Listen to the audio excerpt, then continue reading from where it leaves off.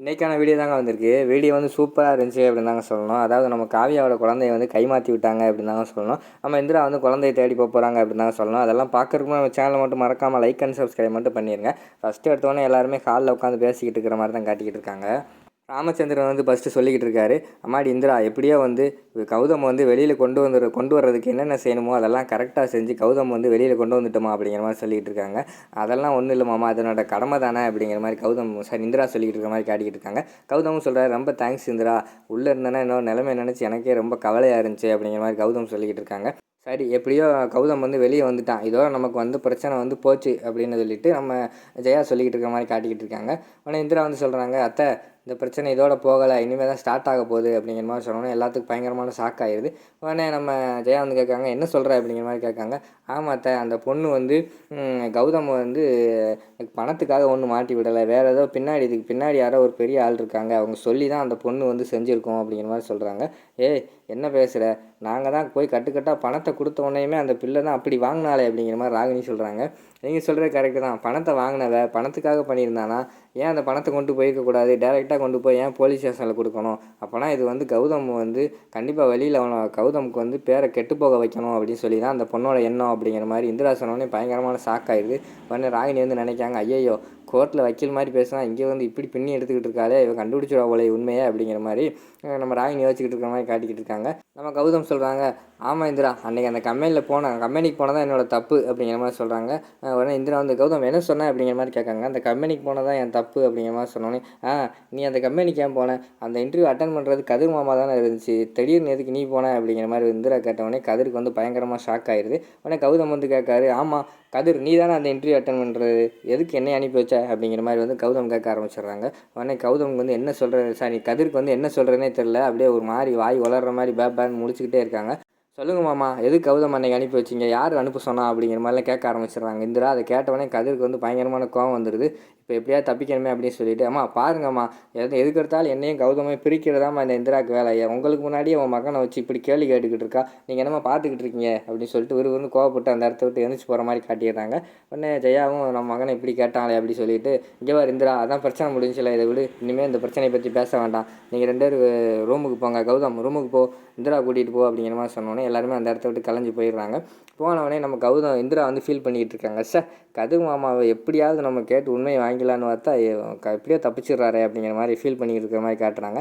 பின்னாடி கூடி நம்ம கௌதம் வந்து கட்டி பிடிச்சிடுறாங்க. ரொம்ப தேங்க்ஸ் இந்திரா, எனக்காக நீ இவ்வளோ கஷ்டப்பட்டுருக்க, அதாவது அந்த பொண்ணை ட்ராக் பண்ணி போயிருக்க, வக்கீலை போய் பார்த்துருக்க, அந்த போலீஸ்காரன் மட்டும் எனக்காக பேசியிருக்க, என் மேலே உனக்கு கொஞ்சம் கூட டவுட் வந்து வரலையா இந்திரா அப்படிங்கிற மாதிரி வந்து கௌதம் கேட்காங்க.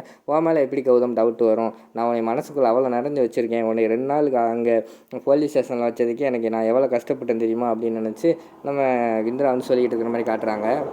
உடனே கௌதம் வந்து சொல்கிறாங்க, எனக்கு வந்து கதிர் மேலே டவுட்டாக இருக்குது இந்திரா அப்படிங்கிற மாதிரி சொல்கிறாங்க. எனக்கும் அதான் கௌதம் டவுட்டாக இருக்குது, கதிர் மாமா தான் இதுக்கு பின்னாடி ஏதோ இருப்பாரான்னு எனக்கு தோணுது. ஆனால் கௌதம் மாமா வந்து ஏதாவது சொன்னோம்னா அத்தை வந்து கோவப்பட்டுறாங்க, அதுதான் எனக்கு கொஞ்சம் கவலையாக இருக்குது அப்படிங்கிற மாதிரி வந்து இந்திரா சொல்கிறாங்க. உடனே கௌதம் வந்து சொல்கிறாரு, அம்மா கிட்டே இது கதிரை பற்றி எடுத்து சொல்லணும்னா நமக்கு வந்து கதிர் மேலே வந்து ஏதாவது ஒரு கண்டிப்பாக குற்றச்சாட்டு இருக்கிற மாதிரி நமக்கு ஏதாவது ஒரு எவிடன்ஸ் வேணும் அப்படிங்கிற மாதிரி சொல்லிக்கிட்டு இருக்காங்க. பார்ப்போம், எப்படினாலும் கதிர் மாமா நம்மக்கிட்ட சிக்க தான் போகிறாரு அப்படிங்கிற மாதிரி வந்து நம்ம இந்திரா சொல்லிக்கிட்டு இருக்கிற மாதிரி காட்டிக்கிட்டு இருக்காங்க. அந்த பக்கம் பார்த்தா நம்ம ஜேபிக்கு வந்து அந்த ரவுடி கால் பண்ணுறாங்க. அந்த ஆயம்மாவை பிடிச்சி வச்சுக்கிட்டு ஜேபி கால் பண்ணுறாங்க. ஐயா, நம்ம சந்தேகப்பட்டது உண்மையாக போச்சியா, இந்த வந்து குழந்தைய கொல்லலையா, உயிரோட தான் வச்சுருக்கா அப்படின்னு சொன்ன உடனே நம்ம ஜேபிக்கு வந்து பயங்கரமான ஷாக் ஆகிடுது. என்ன சொல்கிற அப்படிங்கிற மாதிரி கேட்காங்க. ஆமாய்யா, குழந்தை ஆனால் வீட்டில் இல்லை, அவங்க ஹஸ்பண்ட் எங்கேயோ குழந்தைய விற்கிறதுக்கு எடுத்துகிட்டு போயிட்டான் அப்படிங்கிற மாதிரி சொல்கிறாங்க. அவங்க ஹஸ்பண்ட் வர சொல்ல வேண்டியதானே அப்படின்னு ஜேபி கூப்பிட்றாங்க. அவன் காசுக்காக விற்க போயிட்டான், இந்த அம்மா எவ்வளோ கூப்பிட்டா வரமாட்டேக்கான் அப்படிங்கிற மாதிரி சொல்லிட்டு இருக்காங்க. டே, எனக்கு என்ன பண்ணுவேன்னு தெரியாது, அந்த குழந்தை வந்து உயிரோடு இருக்கக்கூடாது, அந்த குழந்தை இருக்கிறது மட்டும் இந்திராவுக்கு தெரிஞ்சால் என்ன நடக்கும்னு தெரியுமா அப்படின்னு சொல்லிட்டு இரும ஆரம்பிச்சிடுறாங்க. ஐயா இருங்கய்யா, ஏன்யா நீங்கள் அவ்வளோ டென்ஷன் ஆகுறீங்க, நீங்கள் ஒன்றும் கவலைப்படாதீங்க, எங்கேயா போகிறான் அவன் புருஷன், என்ன ஆனால் நான் இன்றைக்கி வீட்டுக்கு தானே வரணும், கண்டிப்பாக வீட்டுக்கு வந்தவொடனே கையங்களும் அவனை பிடிச்சி அந்த குழந்தை எங்கன்னு கேட்டு நான் கூட்டு வரேன் அப்படிங்கிற மாதிரி சொன்னாங்க. என்ன செய்யும் எனக்கு தெரியாது, வரும்போது நீ குழந்தையோட தான் வரணும் அப்படிங்கிற மாதிரி சொல்லிவிட்டு ஜேபி வந்து ஃபோனை வச்சிடுறாங்க. அடுத்து வந்து அந்த குழந்தை அங்கிட்டு வந்து அந்த அந்த ஆயம்மாவோட ஹஸ்பண்ட் இருக்கார்ல, அவர் வந்து அங்கிட்டு ஒரு மரத்துக்கு கையில் உட்காந்துருக்காரு. பக்கத்தில் இருக்கிறவர்கிட்ட வந்து கேட்காரு, என்னையா எவ்வளோ நேரம் தான் வருவாங்க, இன்னும் வந்துக்கிட்டு இருக்காங்க, குழந்தை வேறு அழுது தூங்கிடுச்சு, பார்க்குறதுக்கு பாவமாக இருக்குது, பால் வேறு இல்லை அப்படிங்கிற மாதிரி சொல்லிகிட்டு இருக்காங்க. இரியா வந்துடுவாங்க, பக்கத்தில் வந்துட்டாங்கன்னு சொன்னாங்க அப்படிங்கிற மாதிரி சொல்லிட்டு பேசிக்கிட்டே இருக்காங்க.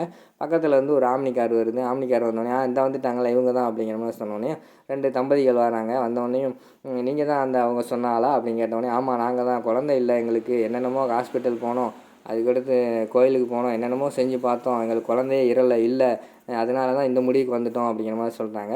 உடனே அவங்க ஹஸ்பண்ட், ஆயம்மாவோட ஹஸ்பண்ட் சொல்கிறாரு, இது வந்து சட்டவிரோதம் தம்பி, எங்களுக்கு காசு தேவை, அதனால தான் நாங்கள் இப்படி பண்ணுறோம், உங்களுக்கு குழந்தை வேணும், எங்களுக்கு காசு வேணும், அதனால் ஒரு உதவி மாதிரி தான் அப்படிங்கிற மாதிரி சொன்னாங்க.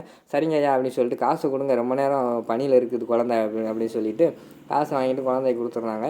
அடுத்து கிளம்பிட்றாங்க. இருங்க அந்த பால் டப்பா இருக்குது அப்படின்னு சொல்லிட்டு பால் டப்பாயும் கொடுத்து விட்டுறாங்க.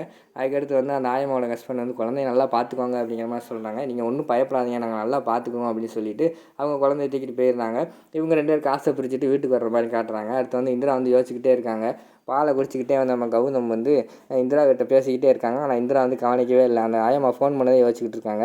என்ன இந்திரா, நான் சொல்கிறத கவனிக்கவே மாட்டேங்க அப்படிங்கிற மாதிரி சொன்னோன்னே, எனக்கு அந்த ஆயம்மா ஞாபகமாக வருது, அன்னைக்கு ஃபாலோ பண்ணி போனேன், அந்த அம்மா வீடெல்லாம் கண்டுபிடிச்சேன், அதுக்கடுத்து இந்த பிரச்சனை ஆயிடுச்சு, ஃபஸ்ட்டு போய் அந்த ஆயம்மாவை நேரில் பார்த்து என்ன ஏதுன்னு விசாரிக்கணும் அப்படிங்கிற மாதிரி வந்து இந்திரா சொல்லிகிட்டு இருக்காங்க.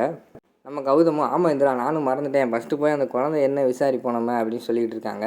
அவங்க பேசிக்கிட்டு இருக்கிறதோட இந்த எபிசோடை வந்து முடிச்சிடுறாங்க.